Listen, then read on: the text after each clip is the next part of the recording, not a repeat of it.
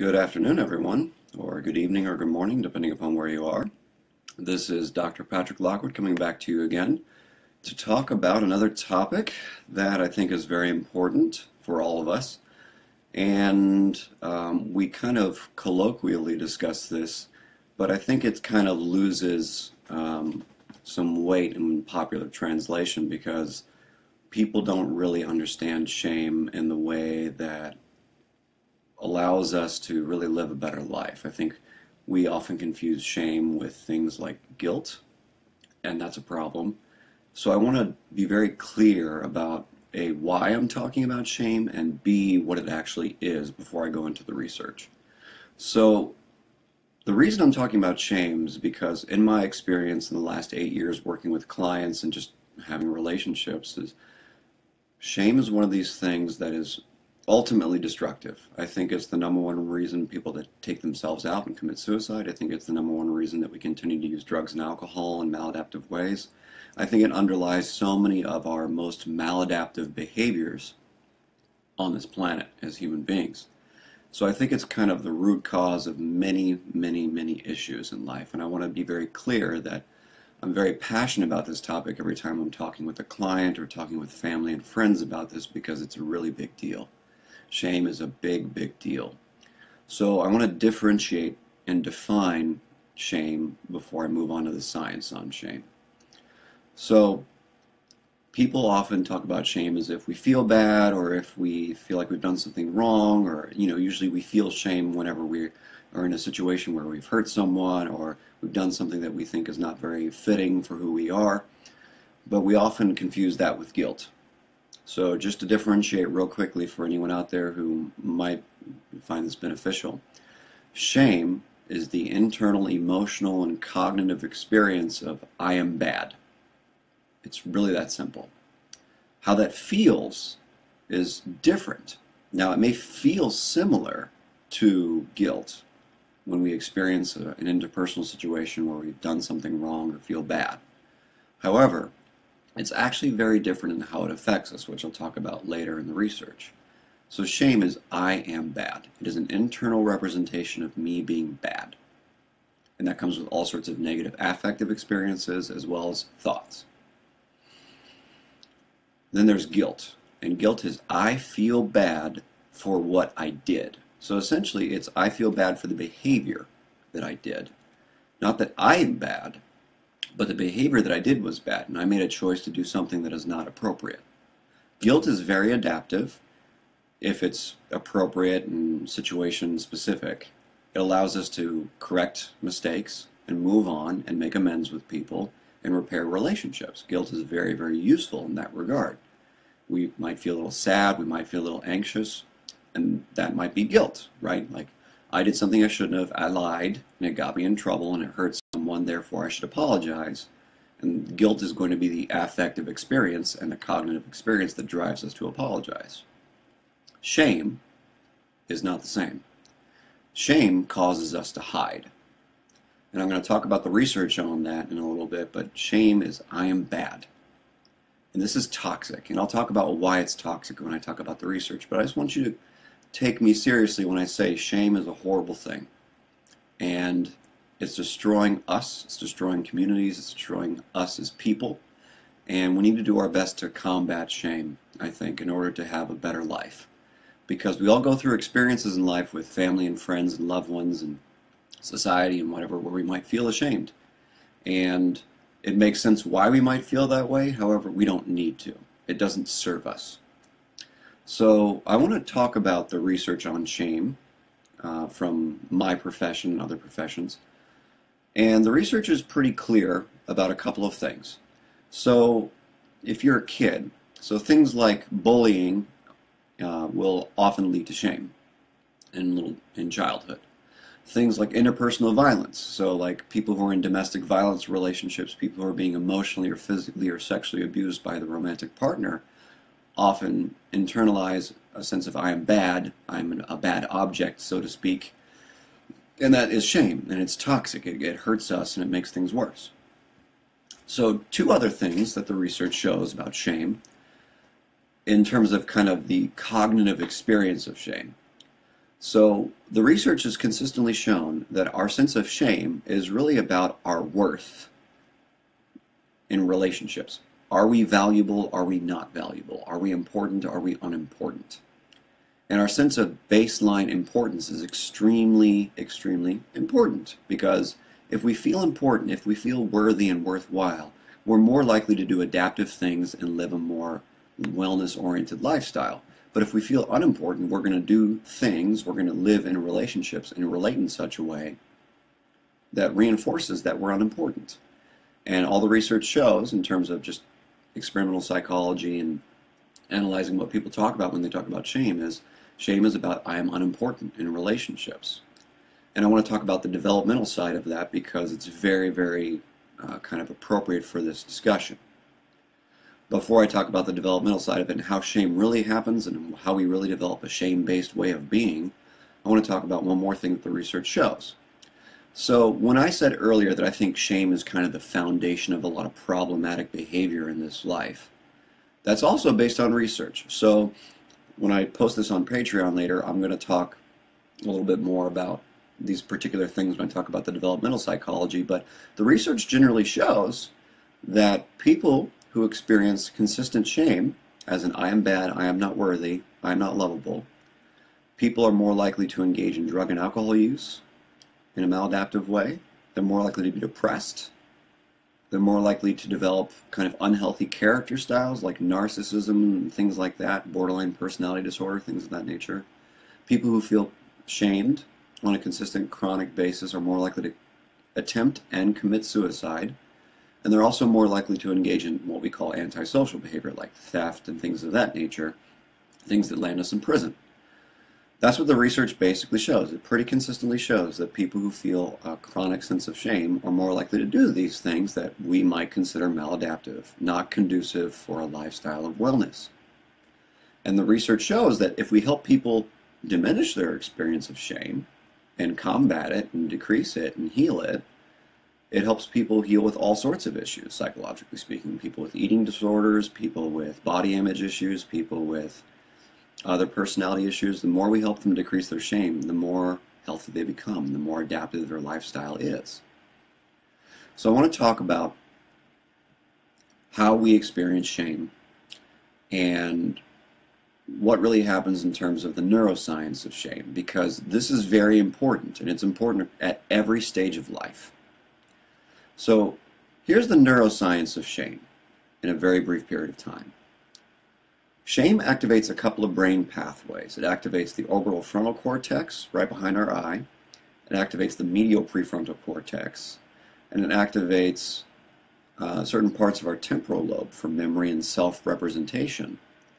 So when we feel ashamed, all these different areas are going on. All these relationship, who am I, what's going on, what's my value areas are being lit up. And if they're constantly lit up, it leads to their inactivity because it gets overwhelmed. So if we're chronically ashamed, or if we're intensely ashamed in one moment, it actually starts to shut down parts of the brain because, again, we cannot sit with strong, overwhelming feelings for a long period of time. And shame is particularly activating in the brain. So here's where the developmental side of this becomes very, very important, and why I think shame is the source of a lot of our maladaptive behavior, addictions and suicidality and things of that nature. Here's what happens. So little infants, little babies in the first 2 years of life, their brain is rapidly developing, especially the prefrontal cortex and the visual areas and the motor areas. These things are constantly undergoing lots of change. And what the research is starting to show, and I hope more and more is done over time with developing infants because it's very, very important. The basic research shows that when little babies are misattuned to, i.e. ashamed, when they're shamed, when they're not reflected and mirrored in a way that allows them to feel safe and free to go do them whatever they're doing and play and feel healthy and okay. Whenever that happens on a consistent enough basis, it creates an insecure attachment style. And what we find is that this experience of being shamed on a consistent basis in childhood, in the first few years of life, can actually start to downregulate or let's say, decrease the activity of and kill off some of our dopamine receptors in our prefrontal cortex, which of all the non-midbrain areas where we have dopamine, it's where it is the most. And dopamine is very important for going out and seeking things that are good for us. Dopamine is the seeking chemical in our brain, which is why people call it a pleasure chemical, like go get this food, go get laid, go do drugs, right? Really, it's the chemical system in the brain. If you read people like Jaak Panksepp, who's, I think, right, it's the system in the brain that says go get. So our frontal system is very important for planning and thinking in relationships.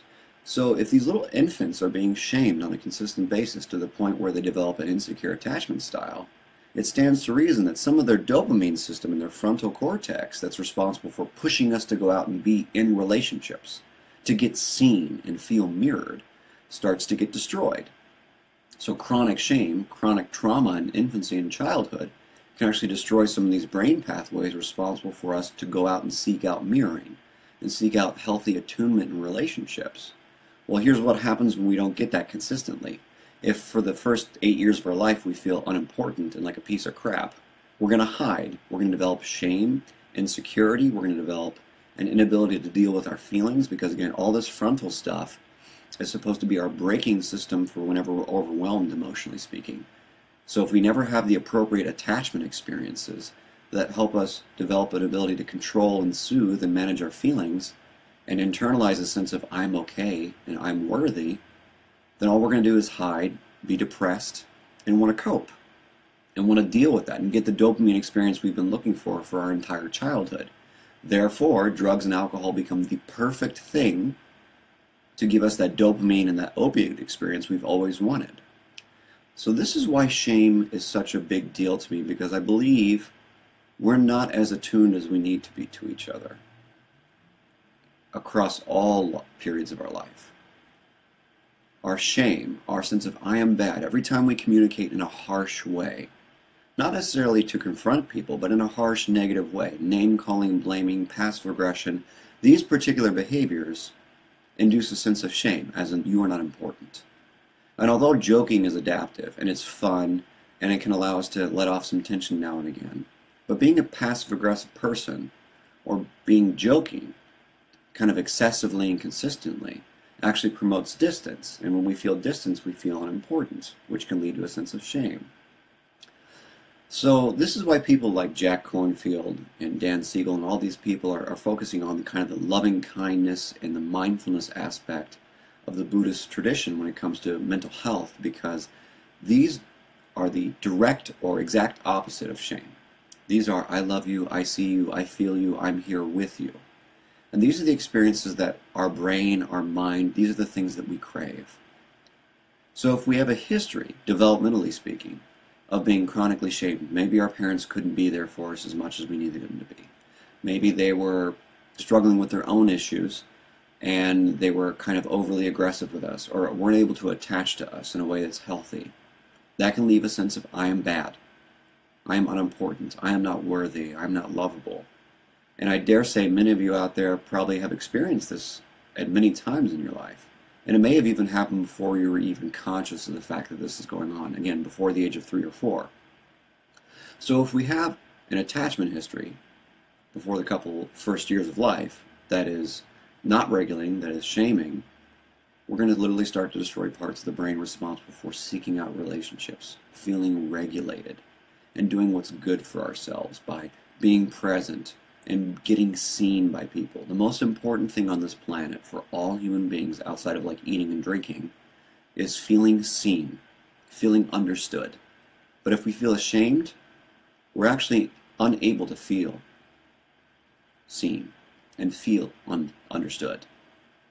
And if we've had chronic experiences of shame over the course of our early development, it can actually damage parts of the brain that allow us to see things clearly and accurately about whether or not people are really there for us or whether they're being aggressive towards us or shaming towards us. Because again, if we get so accustomed to being ashamed, we're going to start to have kind of shame goggles, essentially.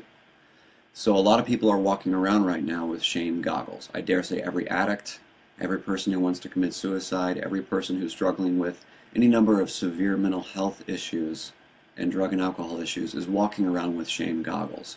And the number one thing that we all need to do for ourselves and for the people around us is to adapt kind of this wellness lifestyle in terms of relationships that's surrounded by and filled with this presence, this desire to be present, to really connect and really understand each other, and really mirror what's going on with each other, and really feel cared for by each other.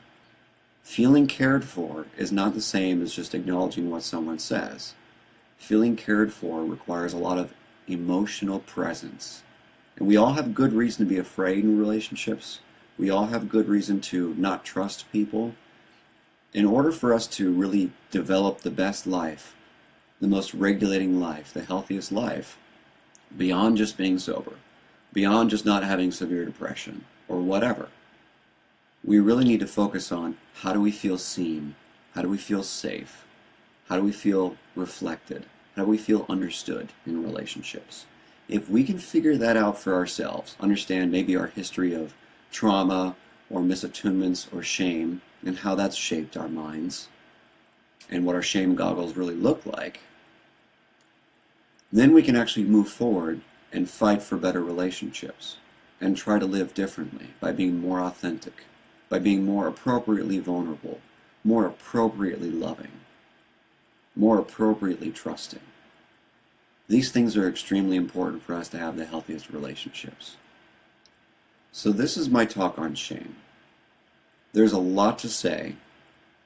There's a lot to say about the developmental neuroscience, and there's more to be studied there. The research is not conclusive, but the theory is pretty solid in the sense that, again, brain is very malleable in the first 8 years of life.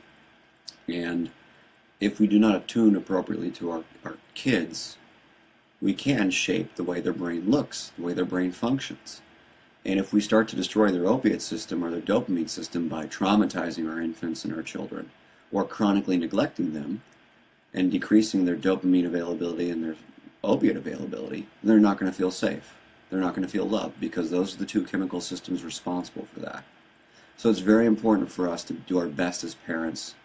And as adults, we can still repair those brain pathways through loving, kind relationships, attuned relationships. So I'm going to leave you with this challenge for the day. With all sincerity and all respect, I encourage you all to look at your biases, look at your fears, look at your history of being ashamed, your history of being traumatized by whatever has happened, good, bad, or otherwise, doesn't matter, no matter what the intentions were by people. And just think about how it's shaped your ability to be loving, to try and be really fully connected and fully present with people, and be vulnerable. Because if we can figure out how to do all these three things better, be vulnerable, be loving, be connected, I believe that we'll be able to have healthier relationships, have healthier boundaries, feel safer, feel more regulated, and not want to use drugs and alcohol, and not do insane things to feel okay, and deal with the void in our lives. So I challenge you all to think about those things. And I'm happy to talk with any of you about this more. I'm going to post all this research that supports my ideas, my theories, and what shame is on Patreon here in about 10 minutes. And I hope you all have a great Sunday, and I will see you all in about a week. Thank you.